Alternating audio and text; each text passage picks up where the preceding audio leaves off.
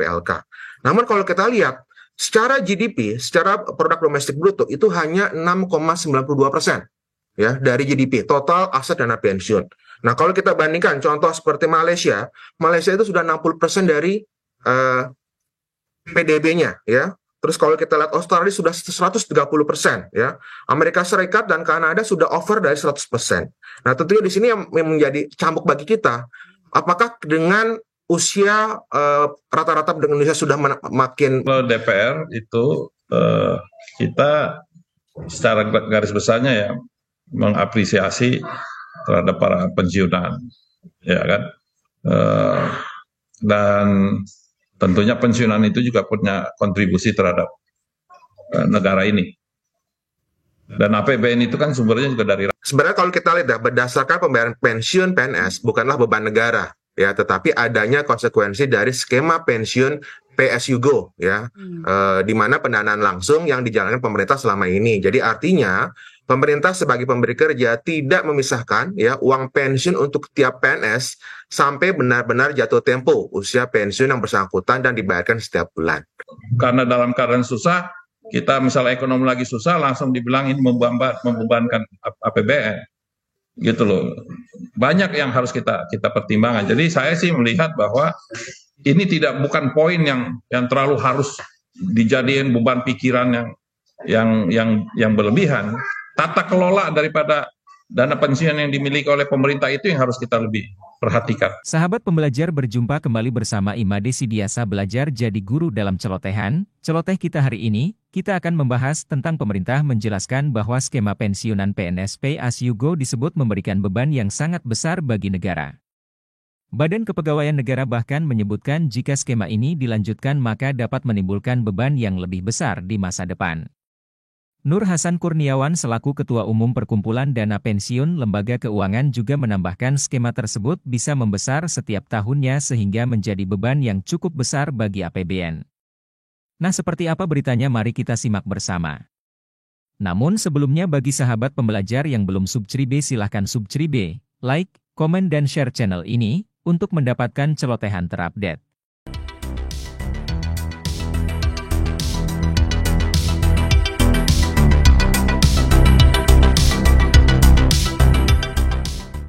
Jadi memang kalau kita lihat berita 3 minggu terakhir ya, memang sangat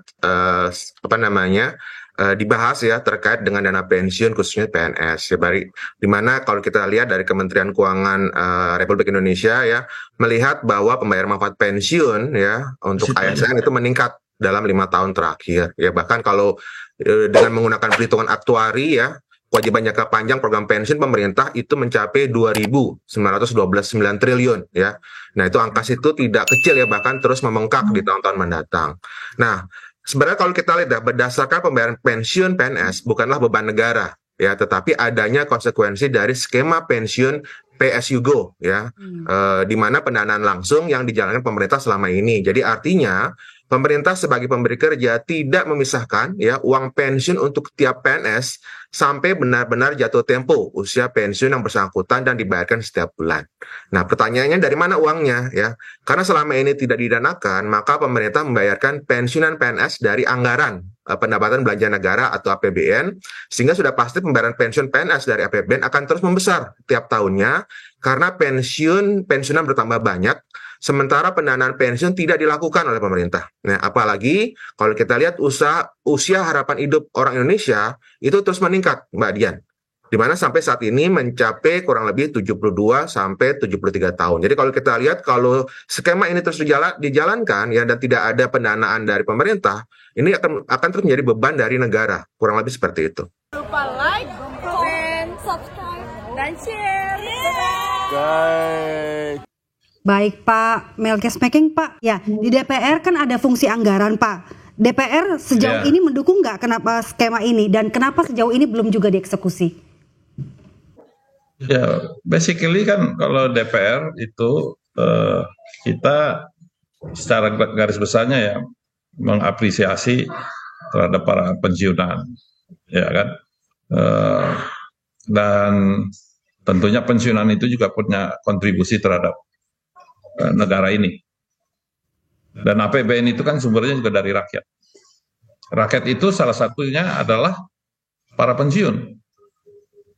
Nah, artinya kita melihat bahwa ini cuma masalah manajemen daripada kelola dana pensiun. Kan selama dia bekerja, dia juga sudah mengangsur si pekerja itu sebelum dia pensiun, dia kan sudah mengangsur. Kalau ABRI dia ke ASABRI, kalau PNS dia ke Taspen.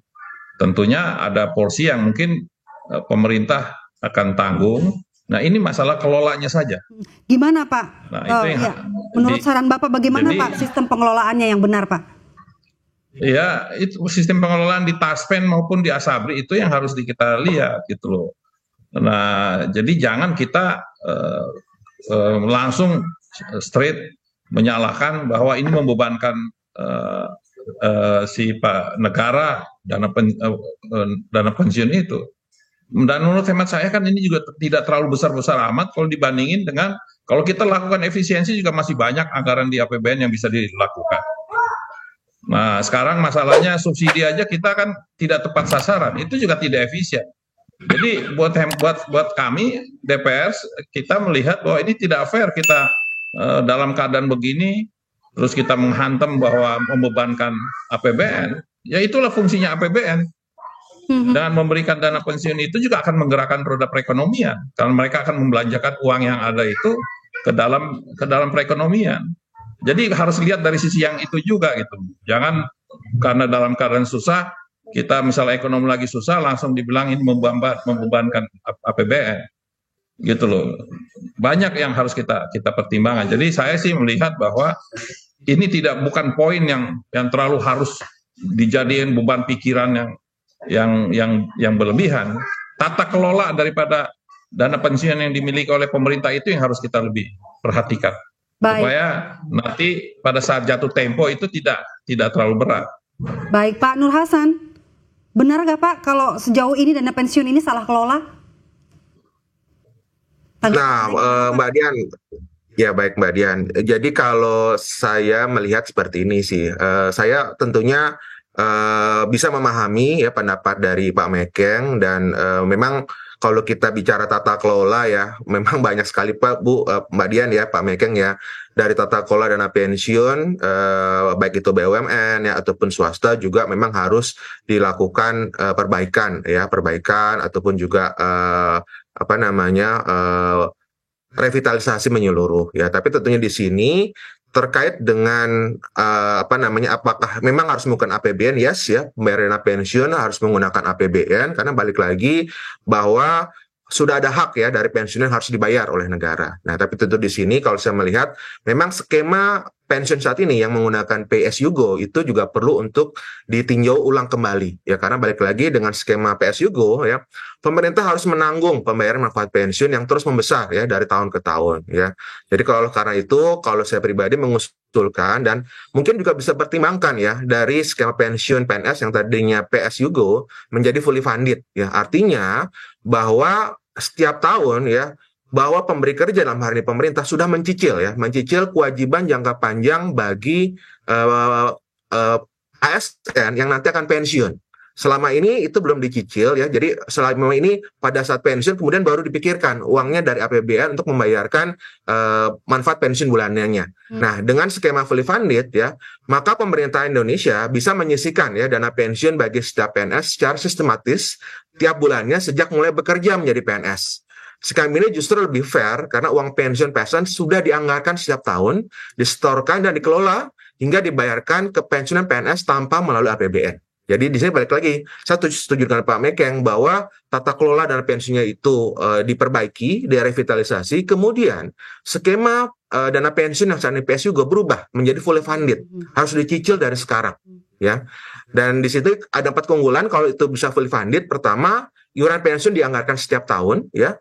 Kedua, uang pensiun didanakan sejak PNS bekerja hingga usia pensiun. Ketiga, ada hasil investasi yang optimal selama didanakan dan itu bisa digunakan untuk kelangsungan pembangunan, ya. Jadi kita nggak perlu utang ya Mbak Dian, Pak Mekeng ya. Dan kemudian nantinya tidak akan membebani APBN, ya. Sehingga dengan skema fully funded ini PNS pun bisa ikut menyetor ya iuran pensiun dari gajinya selain iuran pensiun dari pemerintah. Kurang lebih itu pendapat saya. Baik Pak Nur Mbak Dian. Hasan, berkaca dari negara yang sudah menerapkan skema fully funded ya seperti Australia, kira-kira apa yang perlu di-adjust atau dipaskan nih untuk Indonesia? Ada nggak sih kira-kira nanti kalau sudah direalisasikan begitu ya untuk para pensiunan ini untuk mengelola dananya? Ya, nah memang kalau kita melihat kelolaan dana pensiun Indonesia, memang kalau kita lihat secara besaran besar sekali Mbak Dian ya, kurang lebih data tahun 2020 itu ada 1.062,5 triliun. Aset dana pensiun itu gabungan Mbak Dian dari Taspen, BPJS Tenaga Kerja, dan juga dari dana pensiun swasta. Like, comment, and subscribe. Dan share. Yaitu DPPK ataupun DPLK. Namun kalau kita lihat, secara GDP, secara produk domestik bruto, itu hanya 6,92% ya, dari GDP, total aset dana pensiun. Nah kalau kita bandingkan, contoh seperti Malaysia, Malaysia itu sudah 60% dari PDB-nya ya. Terus kalau kita lihat Australia sudah 130% ya. Amerika Serikat dan Kanada sudah over dari 100%. Nah, tentunya di sini yang menjadi cambuk bagi kita, apakah dengan usia rata-rata Indonesia sudah makin meningkat ya, sudah menjadi lebih 73 tahun dan hanya 6,92%, apakah kemudian kita siap ya 10 sampai 20 tahun dari sekarang negara terbebani, baik APBN untuk PNS dan juga masyarakat yang sudah tua, tapi juga menjadi beban dari masyarakat. Kurang lebih seperti itu Mbak Dia.